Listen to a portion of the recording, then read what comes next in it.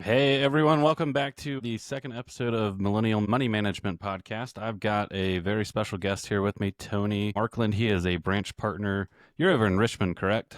Yeah, Or right outside of Richmond, right just west Yep. of Richmond. Yep. So he is a branch partner with Alcova Mortgage, just like I am over in Richmond. But Tony has probably some of the best insights of anyone I've talked to on what a trigger lead is. So that's going to be our subject of conversation today. So Tony, let's kick it off. Really quick. How long have you been with Alcova? How long have you been in the mortgage industry? And yeah, let's start there. Sure. Yeah, I've been in this crazy circus for about 22 years, and I've been with Alcova for about 15 of.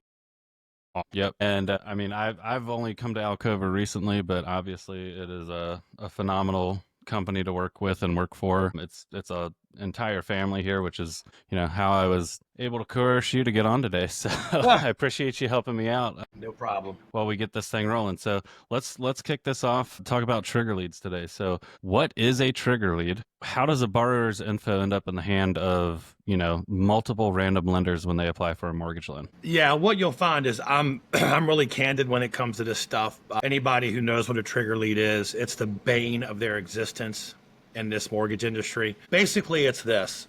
When your credit is pulled, particularly for a mortgage, the bureaus understand when somebody pulls their credit, who that entity is. And if it's a mortgage pull, what happens is there are lenders all over the country set up to buy those leads. So unlike you and I, where we have to go out and prove and show our value, treat people right, earn the business, these people just sit behind phones and cubicles all around the country, and they get alerts. They buy these leads. Some of them are exclusive. Some of them, where most of it's like this, where if you have your credit pulled, it could literally be sent to 20 different lenders. And then those lenders hop on the phone and start dialing for dollars. And then, I tell people all the time, I'm showing my age here, but growing up, there was this singer called Pat Benatar, and she had this song called Promises in the Dark. So I'll just tell you, they will give you promises in the dark. They will tell you anything and everything possible to get you, quote unquote, in. Typically those rates, those programs, everything changes. But I had one client that this is the height of it. This was like a few months ago. Sent me a screenshot of a text where somebody texted him and said, if you call me, just call me, I'll send you $500 in gift cards. If you just call me. Oh my gosh. So far, that's been the worst. But typically, it's nothing for a client to get 100 phone calls in 2 days. I've had several in the past. It feels like it's especially been really bad over the last 2 years. Ever since like 2021, things were crazy. I'm sure you know. 22, things started slowing down as rates started popping up.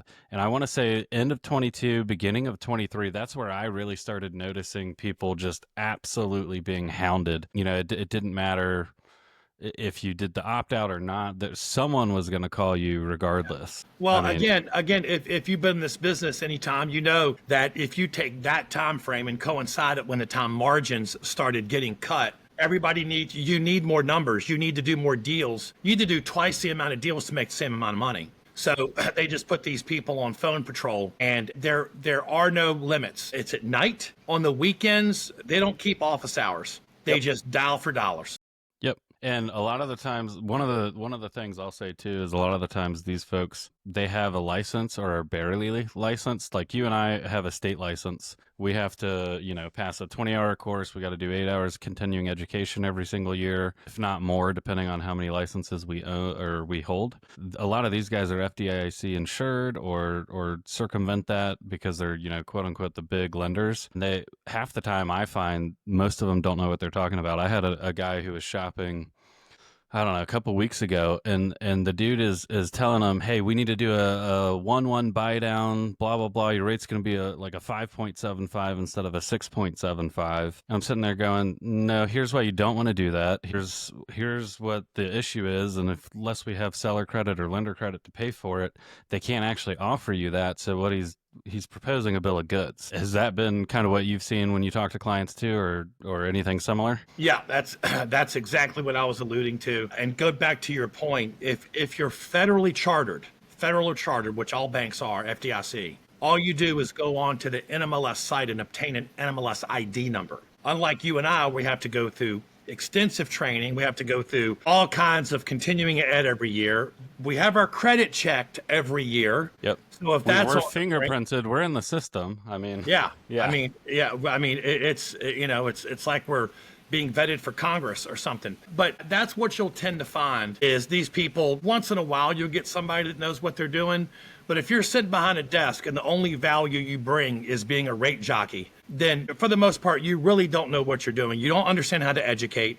You don't understand how to advise. You don't understand offering. You don't understand the ins and outs of calling a listing agent and helping your client win a deal. There's so many ins and outs and fringes to this business, and all they do is try to sell a lower rate most of the time, which never sticks. Rocket is probably the absolute worst.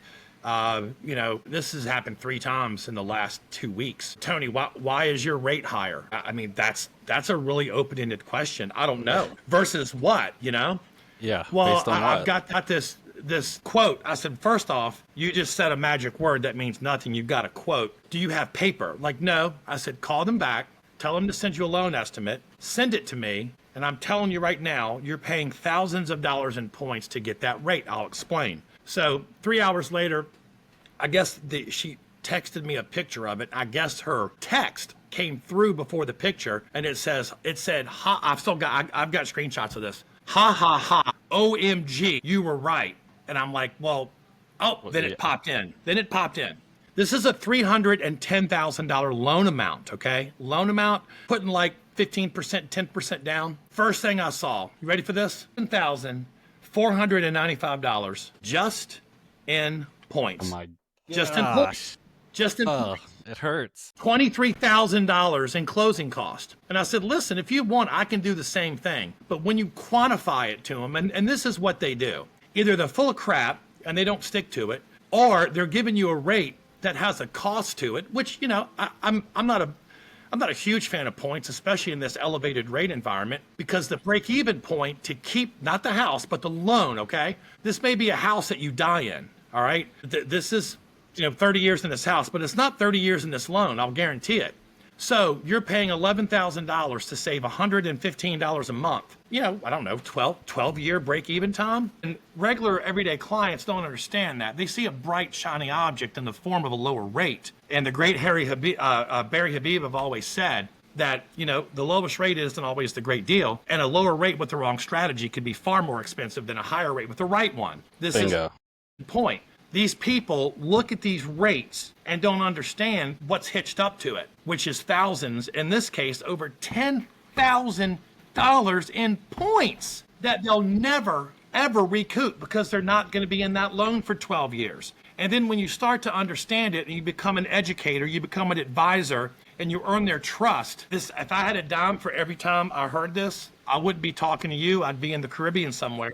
Why would they do that? I don't know, because number one, they don't care. Number two, they're dumb, both. I don't know. They don't care about your financial well-being. They're not an educator. They're not an advisor. They're just looking to churn a deal, churn and burn and go, and see you later. And that's how they operate. So I didn't ask you this beforehand. Are you a certified mortgage advisor, or did you take that training with Barry Habib? Okay, me too. So that's one of the things I preach all the time, and it's exactly what you said. You can save more with basically the right strategy as opposed to the lowest rate. And that's I think the number one question probably you and I both get all the time that is the wrong question to ask is, what's your rate? I had an hour-long conversation with a client, 2 months ago, when he called in saying, hey, I'm shopping around for a mortgage loan, want to see what your rate is, trying to look for the best deal. And so I called him back and I said, hey, are you looking for the best deal or are you looking for the lowest rate? Because they are different. He goes, what do you mean?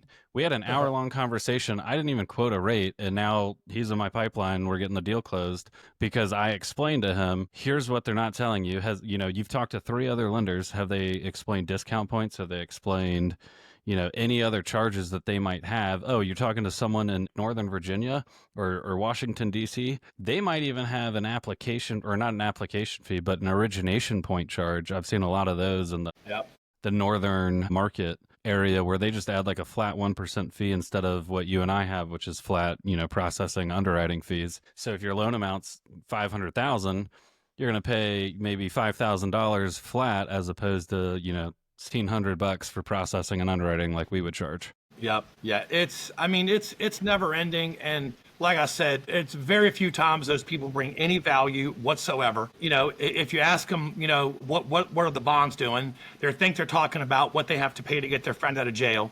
They know nothing about the industry. They're just trying to churn and burn. And again, they bring no value, that they can't advise, they can't educate. And basically what I do is, I'll tell you a story. I used to hated to fly. And I went to a Todd Duncan mastery event in 2019, and I had to fly across to San Diego, and I was petrified. I had not flown since 9/11. And I got on the plane, and this made all the difference in the world. I was sitting in the seat, literally shaking. I got a 5-hour flight ahead of me. This isn't a flight to Charlotte where it's 45 minutes, right? So we started going, and then we got lift off, and I'm like, I'm holding and about 2 minutes into the flight, the captain came on and said, "Hey, everybody, blah, blah, blah." He goes, "Here's what's going to happen. We're going to hit some rough air. It's going to be about 15 or 20 minutes. We're going to get through that. It'll be fine. Then we're going to go up. We're going to hit an altitude, and really it should be smooth sailing from there." And what that captain did is, I was scared to death. And this is how a lot of borrowers are. They don't understand what's going on. But if you set the expectations and you set the table properly, and you say, "Listen, this is what's going to happen. This is what to expect. This is what we're going to do about it, and it's going to be okay." And then they see those things start to materialize. Wow, that guy knew what he was doing. I trust this guy. Trust is such a key word. And exactly what that captain said was going to happen, happened. He set the table. He gave me my expectations. He told me what I hated was going to happen, why it was going to happen, but how long it was going to happen. And then we got out of it, and it was smooth sailing, and I love to fly now. So I know that sounds kind of, funny or whatever, but it really meant a lot to me. And I carried that over into my business. These borrowers, we know this stuff inside and out. That captain looked at that and said, "Hey, crap, we're going to go through a little jibber jabber. We'll be fine. It'll be about blah, blah, blah. Hey, guys." And then he told the people like me who knew nothing what was going on, what to expect, why, and it was going to be okay. That's what we do with our borrowers. So when I talk to somebody and I say, "Listen, I'm about to send you the link. We've talked for 15, 20 minutes, like you said, an hour. Here's what's going to happen is that you're going to know when this application's processed, because your phone is going to light up like Times Square on New Year's Eve. Let me tell you what's going to happen. The credit bureaus, unfortunately, sell your information to hundreds and hundreds of bottom feeders, sharks across the country. They're sitting in little cubicles. They don't understand what they're doing. They bring no value. They're like 6-month-old babies sitting up in a high chair with a bib being spoon-fed, because that's what they're relegated to. That's the extent of their knowledge and their value in this business. So your phone's going to light up. They're going to tell you anything and everything you want to hear. If you pick it up, what I would suggest you do is start ignoring the phone call. Just ignore. And after a couple days, few days, it's going to stop. Okay?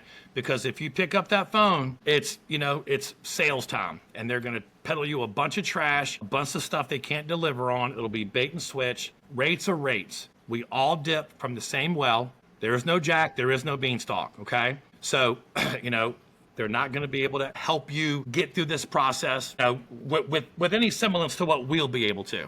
Right. So get ready for that. And I have actually hung up the phone and literally, because it's easy, our app is easy to do. Literally 10 minutes later after they're done, they text me. I got one yesterday. It was last night. "Oh my God, it's already started. Ha, ignoring them all." So sometimes it doesn't go that way, and I'll get, the shopper, the guy that's not licensed and has bought 3 houses in his life, and he knows more than we do, reading news that's 2 weeks old. "Hey, Tony, they're offering this." That's fine. There have been a couple people that have left and gone elsewhere, and this is what I'll say. I'll say, "Listen, I understand, you want the best for you and your family. I'm telling you, things more than likely will change. I'm not going to say they can't offer that. I'll never say that's not possible, because there are people sometimes that work for free. We're not one of them. We're too valuable. However, if you don't mind, I see your closing date. Is it allowable if I follow up with you after your closing date, if they can even close you on time? And make sure they follow through on what they said. Are you okay with that?" "Yeah, man, I'm fine with that." Out of all of the ones, I'm talking about years. One of them did what they said they were going to do. They were a credit union, which I don't doubt in some cases. There's windows with those guys here and there. Yeah. But pretty much the 5 or 6 that left said they pulled the carpet on me with 2 days to go. Everything changed. There were points in there. I told him I wasn't paying points and the rate went up. Blah. And I said, was it pretty much where mine was? Yep. He goes, I wish I'd have never done it. But I tell him, it's like the 7-Eleven syndrome. They don't care about referrals. They don't care about you being happy. You walk into a 7-Eleven and pull a drink out of the cooler, what happens? Boom. There's 100 of them right behind them, right back up. Next, next, next. And their business is predicated on next because, again, they're sitting in a call center and the phone just rings every day. If they throw it on the wall that sticks, it sticks. If it doesn't, next. We don't operate that way. So it very, very rarely does it pan out. Yeah, I would agree. I think I've only had 1 or 2 that have gone away and I followed up with them where they've said, oh yeah, they actually really did it. And I think at least one of them was the same in your case. It was a credit union. Yeah, you've got somebody making $25,000 a year sitting at a desk, opening checking accounts and savings accounts and everything else, and they don't need. It's not a profit platform. They don't care. The mortgage side, they're not looking to make any revenue whatsoever. Well, and the other thing I tell people too is, at least in our market, I'm sure it's the same in yours, is when you're working with someone like Alcova, you're working with a local mortgage lender who knows the market and who the realtors know and trust. Whereas if you're going, Lending Tree or Quicken / Rocket Mortgage, you name it, I don't know a single realtor in my town who would accept a contract from them without sending them to a different local lender to also get pre-approved. Now, Rocket may come back and say, oh, we got the lower rate, but I have Quicken loans, which is the same as Rocket for anyone who doesn't know. I have them bookmarked on my browser, and when I do client consults, I pull up their advertised rates, and almost every single time they're advertising it with 2 to 2.5 discount every time. points. Every time. It's like clockwork. And it's like, okay, here's the difference. I'm at least 1% cheaper on discount points, but here's also why you don't want to buy the rate down necessarily. Just like you said, in this market, you're probably not going to keep this loan. We're going to either refinance it, you're going to sell it, something's going to happen. So, it's more like future planning as opposed to immediate short term, what looks the best on paper. I'll tell you what, when you quantify it for them, because it's not something they're accustomed to doing, and it's happened every time, hey, the points are $5,000. You're saving $120 a month. You take the $5,000, and divide it up, and you've got a 46-month recoup time. It's like you're going to have to be in this loan for almost 4 years for it to even break even. So let's say in 18, 20 months you refinance, you would have spent $5,000 to save $2,500. Do you understand that? And they don't. We have to shine the light on it and educate them. And then oh my God, yeah. And then again, why are they doing that? Why didn't they tell me that? Because they don't care. Because what do you say? What's your big catchphrase, Tony? Which one? They're out to make $1. They're out to make $1. We're out to make a difference. There we go. I mean, every single time and again, if you're trusting an online lender, it's almost your fault. I mean, I don't want to say it's your fault because it's easy to fall prey to some of these schemes, I guess I'll call them. But that's what it comes down to, bottom line. They're out to make $1. We're out to make a difference. We're here to give you the correct information. We're here to help you along the process. And we're going to do it a lot more smoothly and with a lot less stress on your end for effectively the same price. Because like you said, we've got basically the same rates and prices across the board. It's just people advertise it differently. And legally, if you're not locked in, this is one of the things I tell my clients all the time. If you're not locked in on your loan estimate, they don't have to disclose points. They're not going to, and they can change that. Like you said, pull the carpet out from under your feet a couple days before closing, and you're stuck with it. So they don't care. They don't care. Yep. Next. Of course not. Yep, exactly. That's their catchphrase. Next. Yeah, next. Yeah. We're sitting here going, please don't do this. Here's why. They go, no, I'm going to do it. And then, yep, they say next. They said they'll do it. I'm sure they did. Till you see it in writing with a locked rate on your loan estimate, they're not telling you the truth. That's always kind of my go-to. So a couple quick things, and then I'll let you go. I appreciate your time. Sure. Optoutprescreen.com. Do you use it or no? No. I mean, I've had people do it, and a year later, they still get called. I mean, it's fine. You can try it. It might work for some. And, we all know there's laws that are being trying to get through, but we all know, I mean, they're going to attach so much crap to it. They can't just pass one thing at a time. So far, everything that's been shot down, this has been in there. They all agree on it, but it's tied to this or that they can't agree on. Right. So you know what? It's when we get the lobbyists in there and they change everything anyway. I mean, so do you know I heard how last much year money they were that the credit bureaus make off this? They're going to step right in and pay somebody. All of a sudden, somebody's going to change their mind. The vote won't get through, that type of thing. So you know what? Somebody told me a long, long time ago, control your controllables. I can't control any of that, but I can control like that captain did. I can set the proper expectations and let them know that these are the bad guys calling. Yep. Just like Tony said, look at him. He was right. And what they'll find is when you start doing that, it's exactly what he said was going to happen. He was right. So what I have found, that is the best way to combat that. Well, hey, Tony, I really appreciate your time again. Sure. Any last words? So I will say this is the podcast I'm doing is Millennial Money Management. We're just talking anything and everything money related. Any budgeting tips, advice, anything else you want to mention at this point? Or I will tell you right now, time is the great equalizer. So if you're young, get your money in some type of safe S&P index or something like that. Just put it away, be consistent. And if you're in your 20s, by the time you hit 60, you'll be a multimillionaire. That's what I tell everyone too. Smart with your money.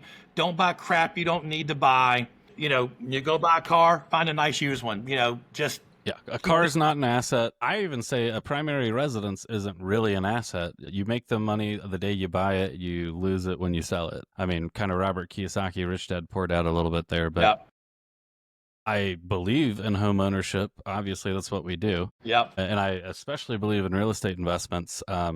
Leverage is, in my opinion, like the eighth wonder of the world because you can make a ton of money doing it. But when it comes down to it, at the end of the day, if you lose your job, does a home, take money from your pocket every month or does it put money in your pocket every month? Yeah. You got to consider that. I tell people all the time, how much is that check you get each month? They're like, for what? I said, all that equity in your house. So I don't get one. It can be very, very useful. Equity in a home can be a phenomenal wealth building tool, especially restructuring debt, creating cash flow, things of that nature. But, I tell people all the time, your situation is as unique to you as your fingerprint. So I don't care. There's no one size fits all for anybody. So if you're looking to get a mortgage, if you're looking, to invest, start a portfolio or whatever, get with somebody that's really good, somebody that's going to care about you and find out exactly where you are, what your situation is, and what you're looking to accomplish, and then go at it. Bingo. Cool. Well, I love it. Thank you so much for the time.